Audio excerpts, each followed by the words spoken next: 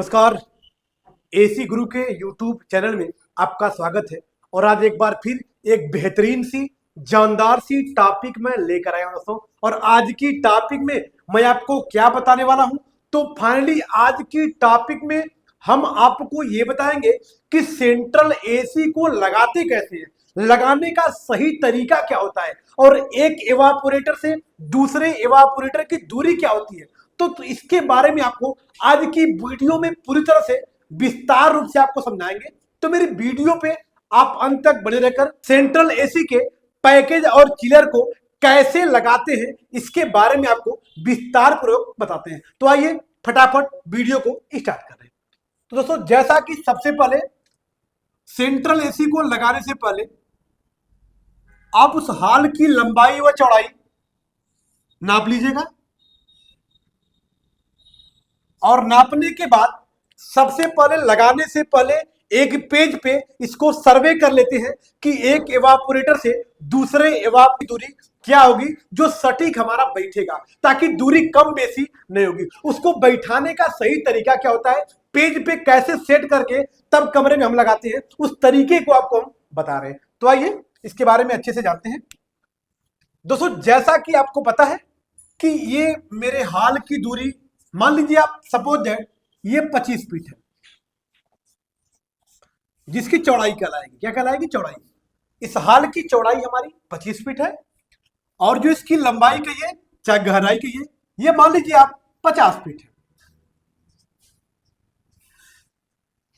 अर्थात मेरे कहने का साफ साफ मतलब यह है मेरे दोस्त कि एक 25 बाई 50 का हॉल है, उसमें हमको सेंट्रल एसी लगाना है। अब सेंट्रल एसी में कंडीशन डिपेंड करेगी कि आप पैकेज एसी लगाएंगे या चिलर एसी लगाएंगे, क्योंकि हॉल यदि हमारा पर्सनल होगा तो वहां पे चिलर एसी लगा सकते हैं। अगर हॉल मेरा पर्सनल नहीं है, वह किराए पे है, तो वहां पे आप पैकेज एसी लगाएंगे, क्योंकि चिलर एसी के लिए आपको नीचे बड़ा सा टैंक की आवश्यकता पड़ती है, जो मकान मालिक आपको आदेश नहीं देता है कि आप किसी के घर में गड्ढा खनवाइएगा। इसलिए वहां पे आप क्या लगाएंगे, पैकेज एसी। और यदि जमीन पर्सनल है तो वहां पे आप क्या लगाएंगे, चिलर एसी लगाएंगे। तो एसी कोई भी हो, दोनों का लगाने का जो तरीका होता है यही होता है। तो तरीका सही क्या होता है उसके बारे में आपको बता रहे हैं दोस्तों। तो एक एवापोरेटर के कार्य करने की जो बेहतर क्षमता होती है दोस्तों, वह 4 से 6 फीट होती है। मतलब एक एवापोरेटर जहां पे लगेगा वहां से उसके कार्य करने की जो चारों तरफ की एरिया होती है वो 4 से 6 फीट की होती है। तो अब आइए इसको सेट कैसे करते हैं इसके बारे में आपको बताते हैं। दोस्तों, जैसा कि आप पहले एक एवापोरेटर को लगाइएगा, एक एवापोरेटर को लगाइएगा, तो लगाते समय एक बात का ध्यान रखिएगा कि इस दीवार से 4 फीट छोड़ दीजिएगा, और जो सामने वाली दीवार होगी वहां से 4 फीट छोड़ दीजिएगा। क्यों छोड़ेंगे, क्योंकि आपको पता है कि इस एवापोरेटर की जो कूलिंग एरिया होती है ये कितना होती है, 4 फीट होती है। मतलब एवापोरेटर ये जहां पे लगेगा वहां से चारों तरफ की एरिया 4 फीट खूब अच्छे से कवर करेगा। और कहां तक आप कवर करा सकते हैं, 5 फीट तक, 6 फीट तक, क्योंकि हमने आपको साफ साफ बताया है कि एक एवापोरेटर के जो ठंडा करने की जो एरिया होती है वो कितना होती है, 4 से 6 फीट एरिया, जो आसानी से कवर कर सकता है। मतलब उतने दूर के एरिया को अच्छे से कूलिंग दे देता है। तो अब दूसरा जो एवापोरेटर होगा वह कितनी दूरी पे लगाएंगे आप, तो फाइनली जो मेरा दूसरा एवापोरेटर होगा दोस्तों, ये 8 फीट पे लगेगा। ये 8 फीट पे क्यों लगेगा, क्योंकि 4 फीट ये कवर करेगा और 4 फीट वो कवर करेगा, तो 8 फीट की एरिया हमारी कवर हो जाती है। अब यहां भी ये 4 फीट छोड़ेंगे आप, यहां भी 4 फीट छोड़ेंगे, और जो फिर जो तीसरा वाला एवापोरेटर होगा वो फिर 8 फीट पे लगेगा, क्योंकि 4 फीट ये कवर करेगा, 4 फीट वो कवर करेगा।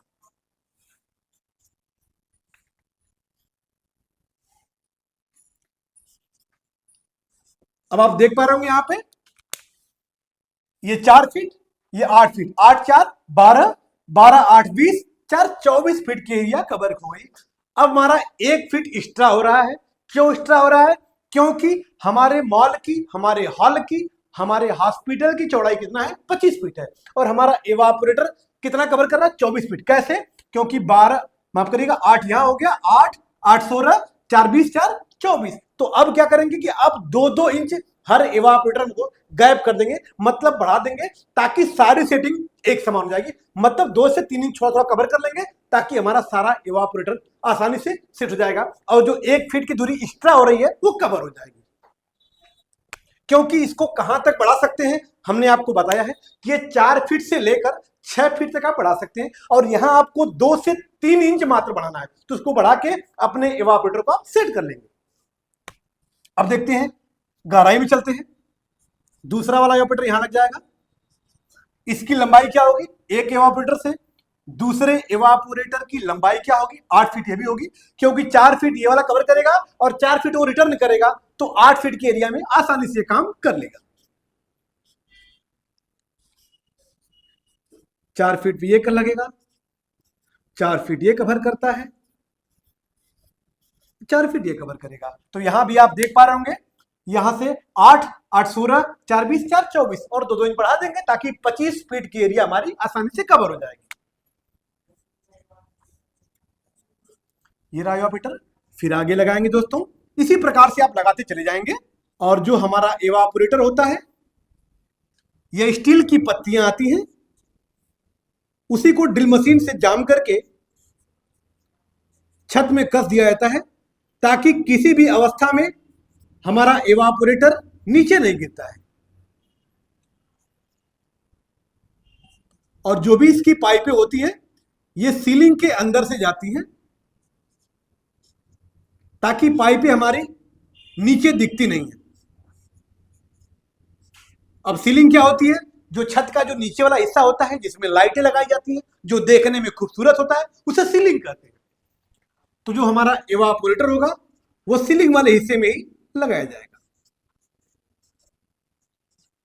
ताकि उससे नीचे अगर इवापोरेटर आएगा तो गंदा लगेगा, देखने में वो भद्दा लगेगा। तो इवापोरेटर और सीलिंग दोनों का लेवल एक समान होना चाहिए, ताकि देखने के बाद भद्दा ना लगे, गंदा ना लगे। धीरे धीरे हम एरिया की तरफ बढ़ रहे हैं, अपने फाइनल एरिया की तरफ। अब आप देखते हैं कि हमने कहां तक इसको लगाया है। अब ये देखिए, 8 फीट यहां हो गया, क्योंकि 4 ये 8 फीट, 8 16, 8 3 24, 8 4 को 32, 32 4 हो जाएगा 36, और 36 4 क्या हो जाएगा 40 हो जाएगा। अभी भी इसकी दूरी बढ़ानी पड़ेगी आपको, क्योंकि आपकी एरिया कितनी है, 50 फीट की। अब एक इवापोरेटर और बढ़ा देंगे आप।